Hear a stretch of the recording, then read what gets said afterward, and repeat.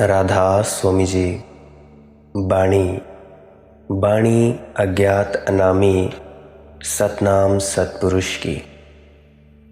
आज की सत्संग वीडियो का विषय है, क्या प्रेम जीवन की सर्वाधिक महत्वपूर्ण घटना है। चलिए इसी संदर्भ में आज की सत्संग वीडियो आरंभ करते हैं। गुरु प्यारी सत्कारयोग साथ संगत जी, प्रेम सर्वाधिक महत्वपूर्ण घटना है, मगर प्रेम कोई घटना नहीं है। प्रेम ही जीवन है, शेष सब मृत्यु है। जिसने प्रेम जाना उसने जीवन जाना, जिसने प्रेम नहीं जाना उसने सिर्फ मरना ही जाना। उसका जीवन सिर्फ एक लंबा आत्मघात है, आहिस्ता आहिस्ता किया गया आत्मघात है। वह रोज रोज मरता है और कुछ भी नहीं करता। प्रेम कोई घटना नहीं है जो जीवन में घटती है। प्रेम जीवन का ही दूसरा नाम है। और जिस दिन तुम्हारे भीतर यह बोध आ जाता है कि प्रेम जीवन का दूसरा नाम है, तुम्हारे भीतर परमात्मा नाचने लगता है। फजा पैदा नहीं करती कहीं दीवाना वर्षों से, नहीं उठता कोई पैगंबर वीराना वर्षों से। प्रेम खो गया है, इसीलिए कोई पैगंबर पैदा नहीं हो सकता। प्रेम खो गया है, इसीलिए कोई दीवाना ही पैदा नहीं होता।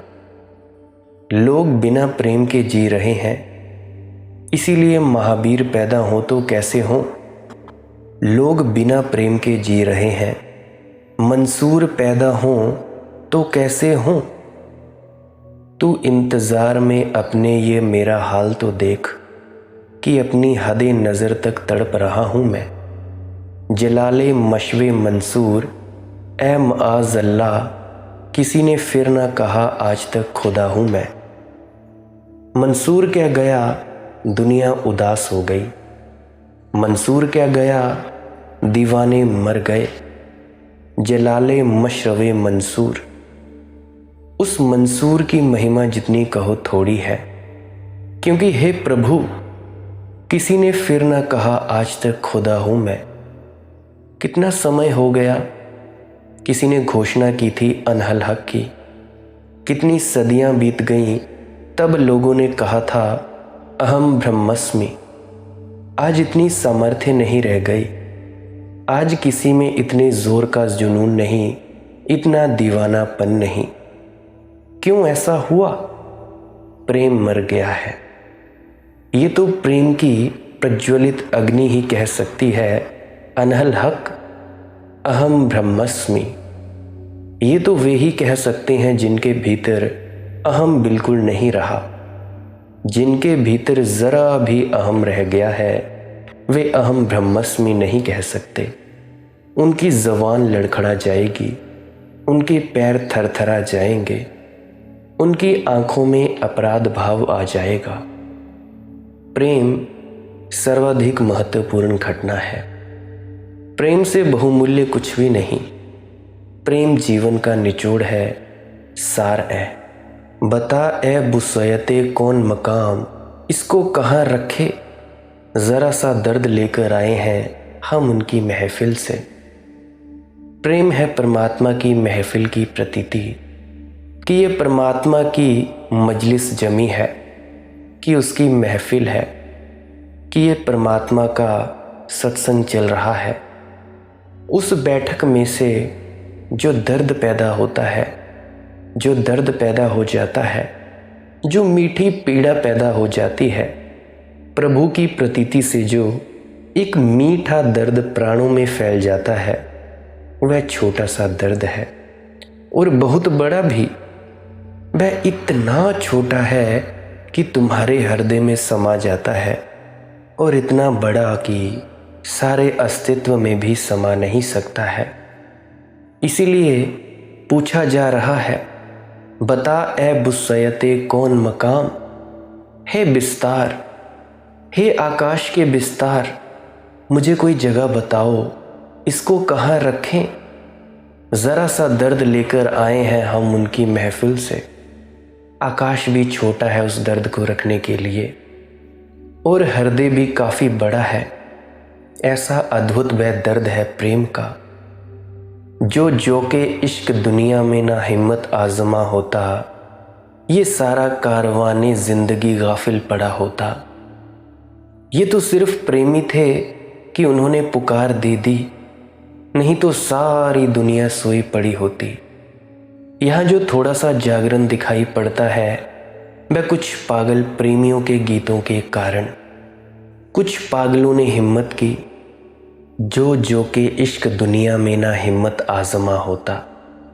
वह तो प्रेम है जो कि हिम्मत आजमाता है, जो कि दुस्साहस करता है। ये सारा कारवाने ज़िंदगी गाफिल पड़ा होता। ये ज़िंदगी का यात्री दल, यह कारवां बिल्कुल मूर्छित पड़ा होता। तुम में जो थोड़ी सी जान है, तुम्हारी आंखों में जो थोड़ी सी चमक है, वह इस जगत में हुए थोड़े से प्रेमियों का दान है। उन थोड़े से प्रेमियों ने तुम्हारी आंख में चमक दे दी है और तुम्हारे प्राणों में थोड़ी सी ज्योति जला दी है। लफ्ज़ों के परिस्तर खबर ही तुझे क्या है, जब दिल से लगी हो तो खामोशी भी दुआ है। और प्रेमी जानता है कि प्रेम कोई शब्दों की बात नहीं, फिर तो चुप्पी भी पर्याप्त है। दीवाने की तहकीर से क्यों देख रहा है, दीवाना मोहब्बत की खुदाई का खुदा है। वह जो प्रेम का जगत है, उस प्रेम के जगत में प्रेम का दीवाना ही परमात्मा है। चलते हुए दो कावा, फिरते हुए दो मंदिर, चमकी तेरे कदमों पर तकदीरें जंबिसाई। और जब भी कोई प्रेम से भर गया है तो उसके दो पैर नहीं है। चलते हुए दो काबा, फिरते हुए दो मंदिर, चमकी तेरे कदमों पर तकदीरें जंबिसाई।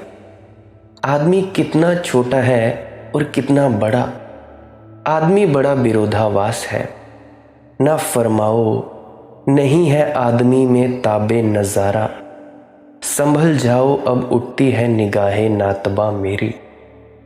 मत कहो कि आदमी में परमात्मा को देखने की क्षमता नहीं है। ना फरमाओ नहीं है आदमी में ताबे नज़ारा, मत कहो कि आदमी में परमात्मा को देखने की क्षमता नहीं है।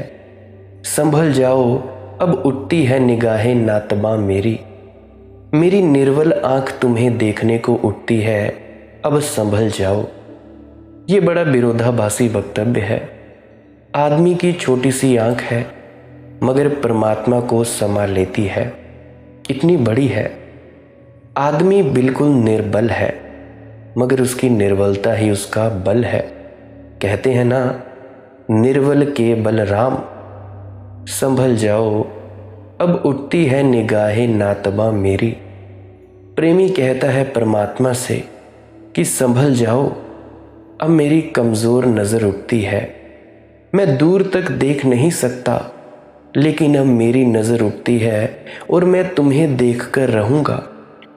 ये मेरी छोटी है नज़र, मेरे हाथ बड़े छोटे हैं मगर तुम्हें छूकर रहूँगा। ये मेरे हाथ बड़े छोटे हैं मगर तुम्हें आलिंगन में बांध कर रहूँगा। आदमी छोटा है आदमी की तरह, लेकिन दिल में जो परमात्मा मौजूद है उसकी पहचान आ जाए तो आदमी से बड़ा फिर क्या है।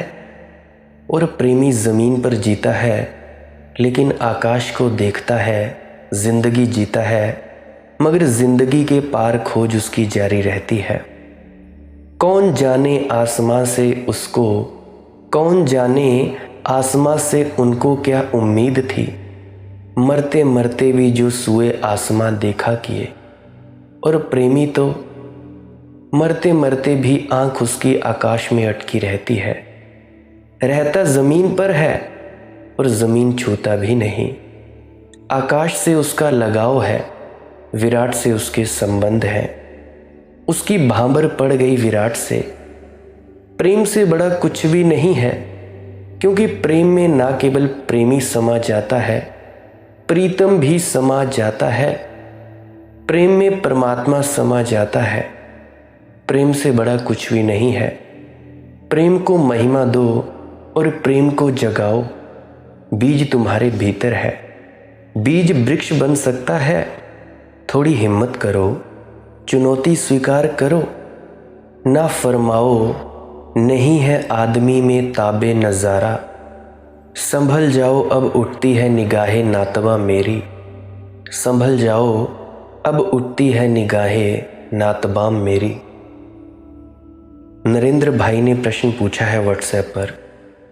तालमुद का वचन है, जो तुझे आदिष्ट है उससे परे भी, उससे ऊपर भी तू पवित्र आचरण कर। कृपा करके इन वचन का आशय हमें कहिए। नरेंद्र भाई साहब, आदिष्ट का अर्थ होता है जो श्रेष्ठ पुरुषों ने तुमसे कहा है, लेकिन जो दूसरे ने तुमसे कहा है वह उधार होगा। तुम्हारे निज अनुभव में उसकी कोई जड़ें ना होंगी। वह आचरण तो बनेगा, अंतःकरण नहीं बनेगा। तुम चल पड़ोगे। बुद्ध कहते हैं तो ठीक ही कहते होंगे, कोई कारण नहीं है कि गलत कहें। बुद्ध के वक्तव्य पर बुद्ध की प्रामाणिकता की छाप है, उनके हस्ताक्षर हैं। जो बुद्ध के प्रेम में पड़ गया, जो उनकी आभा से परिचित हुआ, वह उनकी बात मानकर चलेगा। लेकिन फिर भी ये बात तो बाहर से आई है, भीतर से नहीं उमगी है। ये तुम्हारी आत्मा का फूल नहीं है। ये तुम्हारा जो फूल है, ये बाजार से खरीदा हुआ फूल है। इसकी तुमने माला बना ली है, इसे तुमने गले में डाल लिया है, लेकिन यह फूल तुम्हारी अपनी आत्मा की बगिया में नहीं खिला है। इसीलिए तालमुद कहता है, आदिष्ट ठीक है। आदिष्ट यानी जिसका आदेश दिया गया है उसका अनुसरण करो, पर उतने पर ही जीवन की परिसमाप्ति न समझ लेना। उसके पार भी एक आचरण है, वही आचरण धर्माचरण है। आदिष्ट से बनती है नीति, अनुभव से बनता है धर्म, अनुकरण से बनती है नीति, आत्म साक्षात से बनता है धर्म। शास्त्र कहते हैं, सद्गुरु कहते हैं, तुम मानते हो और चलते हो, मगर मान्यता मान्यता है, विश्वास है, ऊपर ऊपर है। जरा सी संदेह की किरण आ जाएगी और सब नष्ट भ्रष्ट हो जाएगा। जरा सा संदेह का कांटा चुभ जाएगा और गैल भटक जाएगी।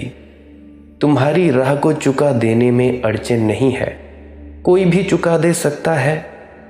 कोई भी संदेह तुम्हारे भीतर डाल दे सकता है, क्योंकि श्रद्धा अभी तुम्हारा स्वयं का अनुभव नहीं है, तुम्हारी बुनियाद नहीं है कोई।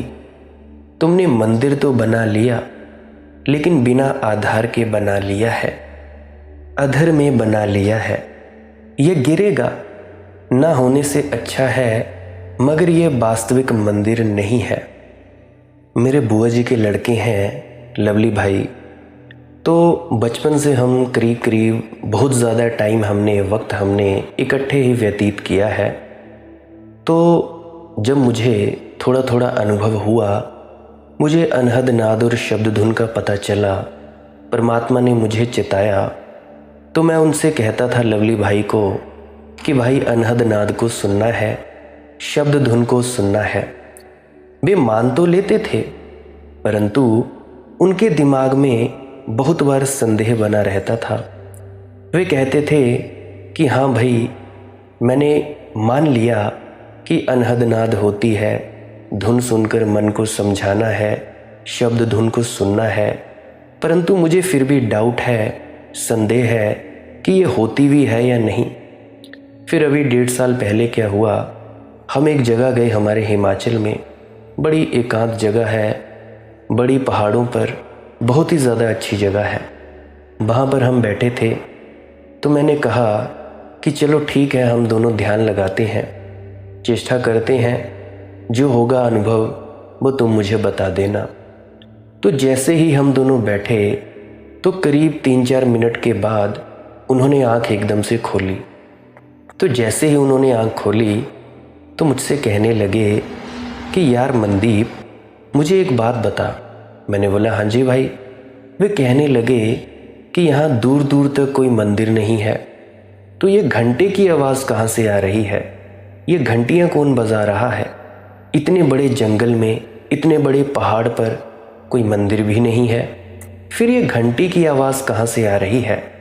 मैंने फिर से कहा उनको कि आप जी आंख बंद कीजिए और फिर से ध्यान में उतरने की चेष्टा करिए। तो उन्होंने फिर से आंख बंद की। उनको फिर से कानों के ज़रिए घंटी की आवाज़ सुनाई देने लगी। वैसे आवाज़ आती है अंदर से बाहर की तरफ।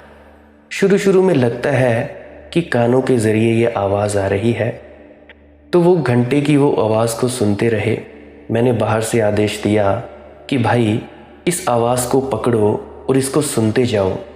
सुनते सुनते करीब उनको आधा घंटा हुआ, पौना घंटा हुआ, फिर 1 घंटा हो गया। फिर 1.5-2 घंटे के बाद उन्होंने आंखें खोली। वे कहने लगे कि भाई बड़ा आनंद आया, मेरा मन तृप्त हुआ, मुझे संतुष्टि हो गई, मेरे विचार रुक से गए, मुझे बहुत आनंद महसूस हो रहा है। मुझे कहने लगे कि मनदीप, मुझे इन 10 मिनटों में बहुत ज़्यादा आनंद महसूस हुआ। मैंने उनसे कहा 10 मिनट?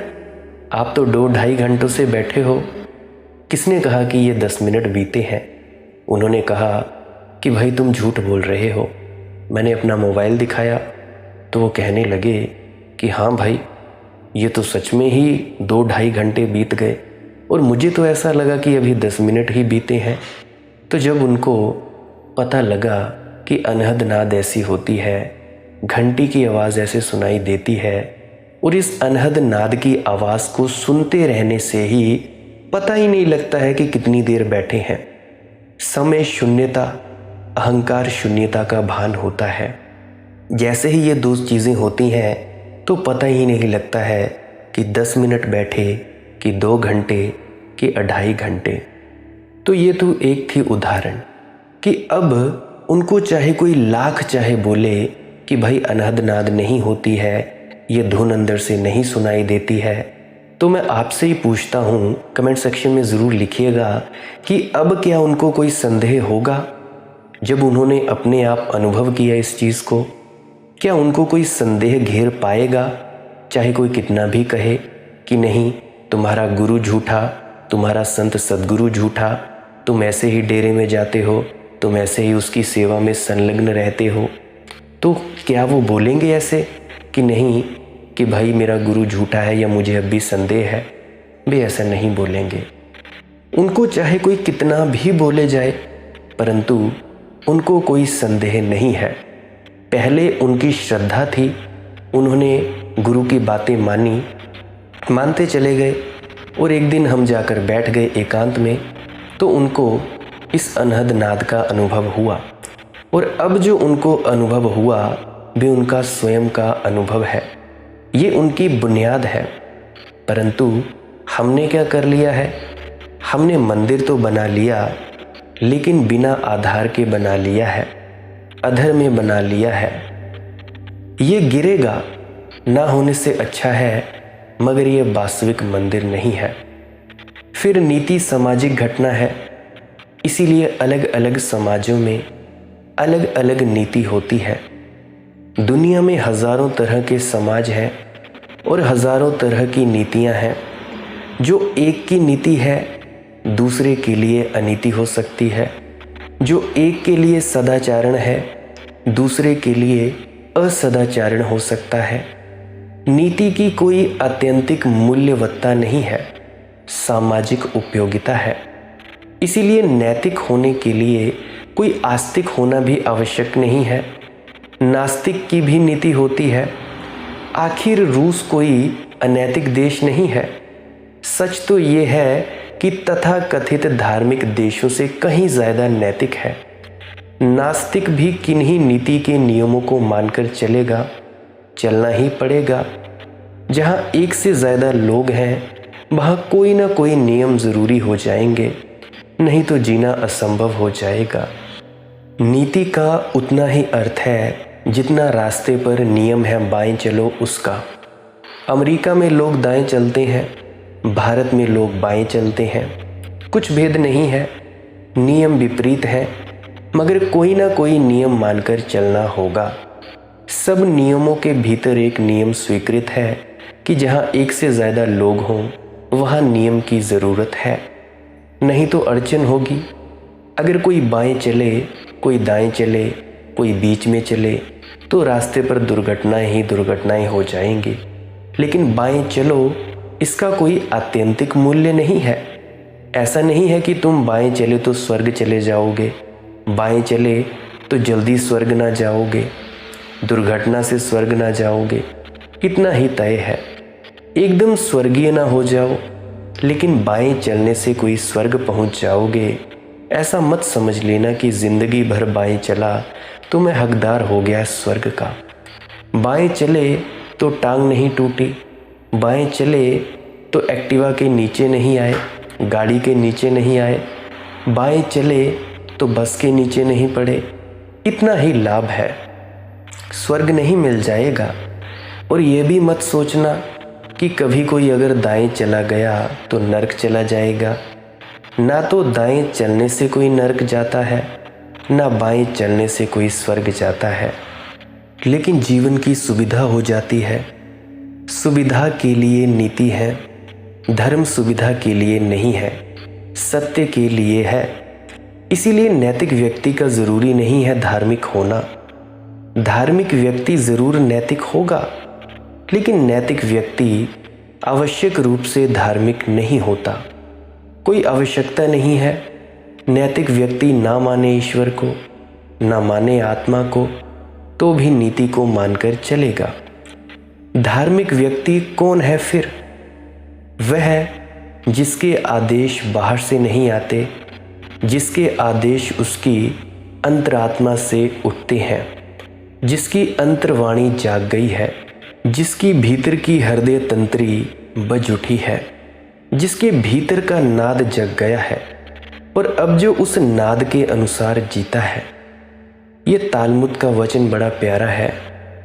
जो तुझे आदिष्ट है उससे परे भी, उससे ऊपर भी तू पवित्र आचरण कर। आचरण तभी पवित्र होता है जब आदिष्ट से परे उठ जाओ, जब नीति नियम से परे उठ जाओ, जब नियम तुम्हारे लिए कर्तव्य ही ना हो बल्कि जीवन की सहजता हो जाए। उसी को संत सरापा जी सहजयोग कह रहे हैं। एक तो होता है कि ऐसा चलने से लाभ होगा, ऐसा करने से समाज में प्रतिष्ठा मिलेगी, जीवन सुविधापूर्ण रहेगा, अड़चन कम पैदा होगी, ज़्यादा सुरक्षा होगी, सम्मान मिलेगा, सत्कार मिलेगा। एक तो ऐसा आचरण होता है, वही नीति का आचरण है। माँ बाप अपने बच्चों को समझाते हैं कि नीति से चलो ताकि समाज में प्रतिष्ठा रहे, मगर प्रतिष्ठा क्या है? अहंकार का आभूषण है। शिक्षक स्कूल में समझाते हैं ज्ञान अर्जित करो, क्योंकि धनी का धन छिन जाए मगर ज्ञानी का ज्ञान नहीं छिनता। मगर ये तो लोभ ही हुआ, छिनने के डर से ज्ञान अर्जित करो। ज्ञानी की प्रतिष्ठा वहाँ भी है। शिक्षक स्कूलों में समझाते हैं ज्ञानी की प्रतिष्ठा वहाँ भी है। शिक्षक स्कूलों में समझाते हैं जहाँ सम्राटों को भी प्रतिष्ठा ना हो, सम्राट भी विद्वान की प्रतिष्ठा करते हैं। मगर ये सब तो अहंकार को फुसलाना है, ये तो बच्चे के अहंकार को गुदगुदाना है, यह तो उसे और ज़्यादा अहंकारी बनाने का उपाय है। सारी नीति अहंकार पर खड़ी होती है और धर्म निरअहंकार पर। इसीलिए धर्म और नीति एक अर्थ में विपरीत है। तुम चौंकोगे ये जानकर कि धर्म और नीति विपरीत है। इस अर्थ में विपरीत है कि धर्म अहंकार पर खड़ा नहीं होता। धर्म ये नहीं कहता है कि करुणा करो क्योंकि इससे स्वर्ग मिलेगा। धर्म कहता है करुणा करो क्योंकि करुणा करना आनंदपूर्ण है। मिलेगा की बात ही नहीं है। भविष्य की बात ही नहीं है, फल की बात ही नहीं है, करुणा में ही रस है।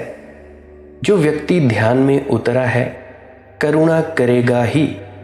इसीलिए नहीं कि करुणा करने से कुछ मिलेगा, बल्कि इसीलिए कि कुछ मिल चुका है जो करुणा में वहेगा। उसके भीतर ध्यान में आनंद को जन्माया है। अब आनंद बांटने की आकांक्षा पैदा होती है। वैसे ही जैसे फूल खिलता है तो सुबास लुटती है। कोई फूल सुबास को लुटाता नहीं, फूल खिला कि सुबास लुटी।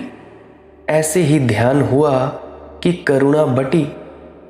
भीतर चित्त शांत हुआ कि तुम्हारे आसपास शांति की सुगंध फैलने लगेगी। भीतर ध्यान की बदली सघन हुई कि प्रेम की बूंदाबांदी शुरू हो जाएगी। ये अपने से होगा, इसे साधना नहीं पड़ता, इसीलिए यह सहज है। नीति साधनी पड़ती है, धर्म सहज है। नीति को पकड़ पकड़ कर आरोपित करना होता है, जबरदस्ती थोपना होता है, आग्रह पूर्वक अपने को अनुशासनबद्ध करना होता है। क्योंकि नीति में लाभ है, नीति के विपरीत जाने में हानि है। नीति में सम्मान है, अनीति में अपमान है। ऐसा सोच विचार कर गणित बिठाकर चालबाज आदमी नीति को आयोजित कर लेता है। इसीलिए अक्सर एक चकित कर देने वाली बात अनुभव में आती है कि जिनको तुम अपराधी कहते हो वे तुम्हारे तथाकथित सम्मानित व्यक्तियों से ज़्यादा सीधे साधे और सरल लोग होते हैं। तुम उनकी आंखों में झांको तो तुम पाओगे कि तुम्हारे तथाकथित साधु महात्माओं से उनकी आंखें ज़्यादा निर्मल हैं। क्यों? उनकी आंखों में वैसी ही निर्मलता है जैसी पशुओं की आंखों में है। उन्होंने ज़बरदस्ती कुछ नहीं थोपा है, जो हुआ है होने दिया है। उनके भीतर बुराई की सहजता है, इसे समझना। वे पशु के तल पर जी रहे हैं, वहाँ बुराई सहज है। फिर एक बुद्धों का तल है, वहाँ अच्छाई सहज है। और पशुओं और बुद्धों के बीच में मनुष्य का तल है, वहाँ बुराई भी असहज है, भलाई भी असहज है। मनुष्य के तल पर बड़ा तनाव है। एक हिस्से पीछे खींचता है कि बुराई की सहजता पालो। शराब पीने में एक तरह की सहजता है। विस्मरण हो गया चिंताओं का सब, छूट गए झंझट मन के, घड़ी भर को मस्ती छा गई। तुम देखते हो शराब पीने वाले लोग अक्सर मिलनसार होंगे। जो शराब नहीं पीते हैं तुम उन्हें उतना मिलनसार ना पाओगे। उनमें कोई बुराई ही नहीं है तो उसकी वजह से अकड़ होगी। झंडूराम डॉक्टर के पास गया और कहा कि मेरे सिर में बड़ा दर्द रहता है, जैसे कोई चीज़ मुझे ज़ोर से सिर को बांधे हुए है। कोई अदृश्य लोहे का घेरा मेरे सिर को जकड़े हुए है। ये दर्द मिटता ही नहीं। ये जिंदगी भर से मैं तड़प रहा हूँ, कोई उपाय बताएं। डॉक्टर ने परीक्षा की और पूछा, शराब पीते हो? झंडू ने कहा, नहीं, कभी नहीं। सिगरेट पीते हो? झंडूराम ने कहा, नहीं। पान खाते हो? नहीं। सूंघनी सूंघते हो? नहीं। पराई स्त्रियों के चक्कर मारते हो? झंडूराम ने कहा, क्या बातें कर रहे हो फिजूल की, मैं धार्मिक आदमी हूँ। डॉक्टर ने कहा, तब मैं समझ गया ये तुम्हारी धार्मिकता का ही अदृश्य गोल लोहे का घेरा तुम्हारे सिर को कसे हुए है। यही तुम्हारे दर्द का कारण है। तुम्हारे अहंकार का आभा मंडल बहुत चुस्त है। थोड़ी बहुत भूल चूकें करो तो थोड़े हल्के हो जाओगे। ये डॉक्टर ने बात पते की कही। जो आदमी थोड़ी बहुत भूल चूकें करता है वह दूसरे को भी भूल चूकें करते पाता है तो क्षमा कर सकता है। जो आदमी भूल चूक करता ही नहीं वह किसी को क्षमा भी नहीं कर सकता। इसीलिए तुम्हारे साधु संत कठोर हो जाते हैं, अति कठोर हो जाते हैं। करुणा की बात, लेकिन व्यक्तित्व कठोर हो जाता है।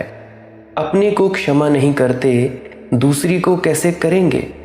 अपने पर इतने कठोर हैं तो तुम पर तो और भी ज़्यादा कठोर हो जाएंगे। जब अपने को ही सता रहे हैं तो वे किसको छोड़ेंगे। उनका चित्त दूसरे को दंडित करने के लिए बड़ा आतुर और लालायित रहता है। मौका भर मिल जाए उन्हें तुम्हारी कुछ भूल चूक पकड़ लेने का। छोटी मोटी भूलें, मानवीय भूलें कि किसी ने पान खा लिया कि बस पर्याप्त हो गया नरक जाने के लिए। पागल हो गए हो? कहीं पान खाने से कोई नरक गया है? कि किसी ने धूम्रपान कर लिया, सिगरेट पी ली तो क्या वह नरक चल गया है? नहीं। लेकिन एक बात तुम्हें समझ में आ जाएगी कि जो लोग नीति को मानकर चलते हैं उनके चित्त अकड़ जाते हैं, अस्मिता और अहंकार से भर जाते हैं। साधारणतया जिसको तुम अपराधी कहते हो, कभी जेल घर में जाकर देखो तो तुम पाओगे सरल लोग, सीधे लोग। शायद इसीलिए भूल कर बैठे बुराई की एक सहजता पाओगे, या फिर बुद्धों में तुम्हें सहजता मिलेगी, भलाई की सहजता। मध्य में दोनों के आदमी है, अटका हुआ त्रिशंकु की भांति लटका हुआ। एक हिस्सा पीछे खींचता है कि लौट आओ पशु के जगत में, क्योंकि वहाँ सरलता थी। एक हिस्सा आगे खींचता है कि चलो बढ़ो बुद्धों के जगत में, क्योंकि वहाँ सरलता है। मगर जहाँ मनुष्य है वहाँ खिंचाव ही खिंचाव है। जो नीति को मानकर चलेगा खिंचावों से कभी मुक्त नहीं होगा, तनावों से मुक्त नहीं होता। नीति उसके चित्त को और तनती चली जाती है। मैं तुमसे ये नहीं कह रहा हूँ कि नीचे गिर जाओ, पशु के तल पर चले जाओ, क्योंकि वस्तुतः गिरने के कितने ही उपाय करो गिर ना पाओगे, लौट लौट आना पड़ेगा। जीवन का एक परम नियम है, जो जान लिया गया है, उससे लौटने का अब कोई उपाय नहीं है। जो जान लिया उसे अनजाना नहीं किया जा सकता। अब देखो, आदमी आदमी हो गया है, पशु को पीछे छोड़ आया है। चेष्टा करके कभी किसी क्षण दो क्षण को पशु हो जाए, मगर फिर वापस लौट आएगा। अब मनुष्य से पीछे जाने की कोई सुविधा नहीं है। अब तो सहजता पानी हो तो पशुओं में नहीं पाई जा सकती, अब तो परमात्मा में ही पाई जा सकती है। उस सहजता को ही कहा है तालमुद ने, आदिष्ट के ऊपर उठ जाना। बुद्ध किसी उपनिषद को मानकर थोड़े ही चलते हैं कि किसी वेद को मानकर चलते हैं। बुद्ध का तो अपना वेद है, अपने ही भीतर उपनिषद जगह है, उसी के अनुसार चलते हैं। इसीलिए तनाव नहीं होता, द्वंद्व नहीं होता। जब तुम किसी और की मानकर चलते हो तो दो हो जाते हैं व्यक्ति। एक तो तुम जो चलना नहीं चाहते, जबरदस्ती चलाते हो अपने को, और एक जो तुम्हें चला रहा है। तुम्हारे भीतर द्वंद्व स्वाभाविक है। द्वंद्व के बारे में और ज़्यादा हम जानेंगे अगली सत्संग वीडियो में। वक्त बहुत हो चुका है, आज के लिए बस इतना ही। अगर किसी व्यक्ति का कोई प्रश्न हो तो वो व्यक्ति कृपया पुरानी सत्संग वीडियोस को अवश्य सुने। अगर पुरानी सत्संग वीडियोस को सुनेंगे तभी उनके प्रश्नों के जवाब मिल सकते हैं। अंत में आपके भीतर बैठे परमात्मा को प्रणाम करता हूँ। मेरा प्रणाम स्वीकार करें। राधा स्वामी जी।